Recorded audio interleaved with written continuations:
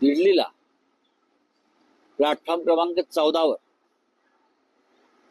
जी अव्यवस्था कुंभच्या निमित्तानं सरकारनं दाखवलेली आहे त्याचे बळी आज दिल्लीच्या रेल्वे स्टेशनवर झाले.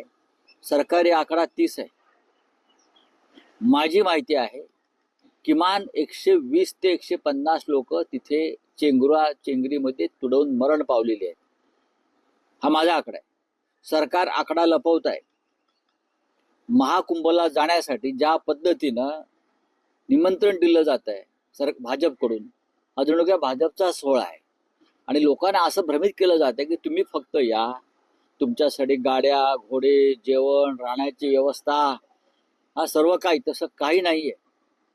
इतकी अव्यवस्था कोणत्याच कुंभमध्ये झाली नव्हती. आणि काल योगी म्हणत होते 50 कोटी लोक आले, मेले किती सांगा? चेंगराचेंगरीत प्रयागराजला किती मरण पावले? 7,000च्या वर लोक बेपत्ता आहेत. हे माहिती आहे का आपल्याला?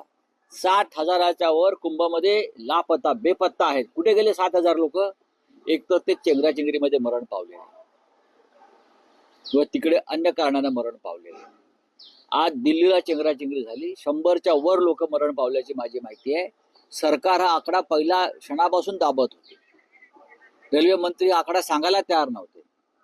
पण दिल्लीतल्याच रेल्वेतल्या प्रशासनातल्या अधिकाऱ्याने अचानक आकडा त्यांच्या तोंडून बाहेर पडला आणि आकडा समोर आला. तुम्ही महाकुंभचं जे काय राजकीय व्यापार चालवलेला आहे, मार्केटिंग चालवलेलं आहे आणि लोकांच्या जीवाशी खेळताय तुम्ही. तुम्हाला थोडी माणुसकी नाही. दिल्लीच्या प्लॅटफॉर्मवरती प्रचंड गर्दी उसळली आहे. हे 4 दिवसापासून आपण पाहत आहोत.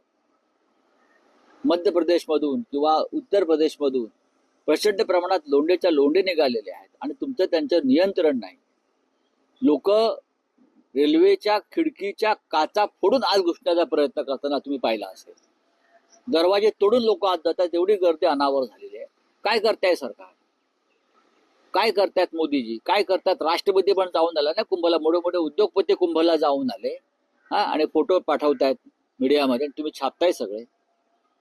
हे आता गरीब लोक जे चिरडून मेलेले आहेत ना, ते दाखवा, त्यांचा आक्रोश दाखवा.